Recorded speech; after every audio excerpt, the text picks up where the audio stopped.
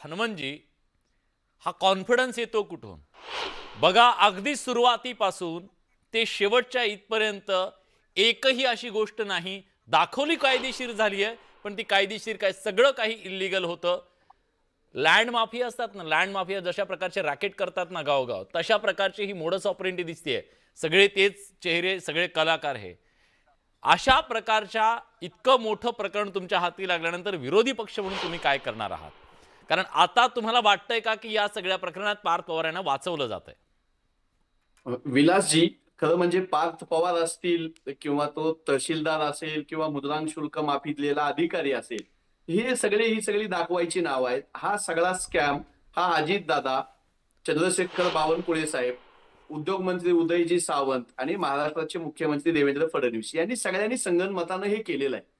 Company कुणी आपल्या मुलानं काढली, त्यांनी काढलेली कंपनी मला माहीतच नाही, तो काय व्यवहार करतो हे मला माहीतच नाही. हे तर आमचा रिक्षावाला, टपरीवाला पण काल सकाळपासून अजितदादांचं स्टेटमेंट ऐकल्यापासून पोट धरून हसतायत. त्यामुळे आपण त्याच्यावर चर्चा करणं म्हणजे सोडून दिलं पाहिजे. हा स्कॅम हा महाराष्ट्र सरकार, महायुतीचं जे महाराष्ट्र सरकार आहे, त्याच्यातले मंत्री देवेंद्रजी सगळं त्याच्यात सहभागी आहेत. कसं ते सांगतो. गृहमंत्री महाराष्ट्राचे देवेंद्र फडणवीस साहेब आहेत. हां. तुम्ही इंट्रोमध्ये सांगितलं, आम्ही कालपासून बघतोय की गुन्हा एका माणसावर झाला आणि दुसऱ्या माणसावर झाला नाही. ज्याची कंपनी आहे, ज्याचे 99% शेअर्स आहेत, त्याच्यावर गुन्हा दाखल झाला नाही. देवेंद्र फडणवीस साहेबांना आपण नाही विचारायचं? नाही, देवेंद्र फडणवीस साहेबांनी त्यांचं असं सांगावं ना म्हणणं आहे, पोलिसांना. आज बावनकुळेंनी असं सांगितलं, सह्या करायला जे गेले ना तिथं, त्यांच्यावरच आम्ही गुन्हा दाखल केलाय. हे म्हणणं पटतं का? बावनकुळे बावनकुळे साहेबांना खरं म्हणजे मी कालही मला प्रचंड हसू आलं आणि इतकं जर तुम्ही जनतेला मूर्खात काढणार असाल तर बावनकुळे साहेब, तुम्हाला कधीतरी जनतेच्या समोर जायचंय. सगळंच काय मतं चोरी करून तुमचं होणार नाही.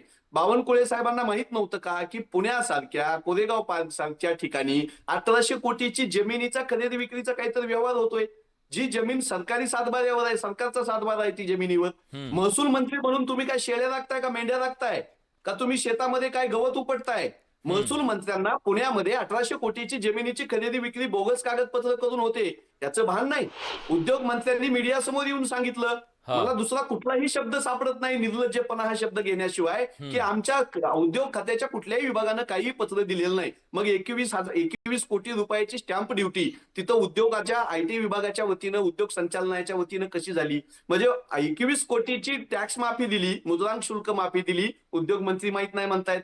1800 कोटी रुपयाची जमीन परस्पर खरेदी विक्रीचा खोटा व्यवहार सगळा दाखवून खरेपणाचा त्याला मुलामा चढवण्यात आला. महसूल मंत्री आणि विज्ञ आहेत. आणि ज्यांची ही कंपनी आहे, ज्यांचे 99% शेअर्स आहेत, त्याच्यावर गुन्हा दाखल न होता एका किरकोळ त्यांच्या नातेवाईकावर गुन्हा दाखल होतो, तेही देवेंद्र फडणवीस साहेब म्हणतायत. आणि पालकमंत्री असलेले अजितदादा पवार पुण्याचे म्हणतायत की माझा मुलगा काय करतो हे मला माहित नाही. हे वोट चोरी करून आलेलं सरकार आहे विलासजी. यांना लोकमताची फिकीर नाही. लोकांसमोर जायचंय, मतं मागायची, आपली प्रतिमा, आपल्या चोऱ्या उड्या पडतील याची कुठलीही फिकीर नसलेलं हे सरकार आहे. त्यामुळे आम्ही तर साधं म्हणणं आहे की देवेंद्र फडणवीस साहेबांनी राजीनामा दिला पाहिजे. तुमच्या खात्याच्या महसूल मंत्र्याला काय माहित नाही, तुमच्या खात्याच्या उद्योग मंत्र्याला माहित नाही, तुमचे पालकमंत्री अर्थमंत्र्याला काय माहित नाही. याच अर्थमंत्र्यांनी सांगितलं ना, फुकट काय मिळणार नाही, पोराला फुकट जमीन द्यायला बरं मिळते. याच पालकमंत्री अजितदादांनी सांगितलं होतं आमच्या भारतीच्या, सारथीच्या, महाज्योतीच्या मुलांना की पीएचडी करून काय दिवे लावायचे. तुमचा मुलगा 1800 कोटीचा दिवा 300 कोटीला पाजळतोय. 300 कोटीचा 21 कोटी त्याला तुम्ही माफी देताय. 10 लाख कोटी कर्ज माझ्या महाराष्ट्रावर आहे. तुम्ही जर अशा मुद्रांक शुल्क वाटत फिरत असाल स्वतःच्या घरामध्ये, तर फडणवीस साहेबांना नाही जा विचारायचा. बावनकुळे साहेब जबाबदार नाहीत. ठीक आहे. भारतीय नाही, जनता पक्ष, राष्ट्रीय जाब तर आज जबाबदार महाराष्ट्र नाही. विचारतोय या सगळ्या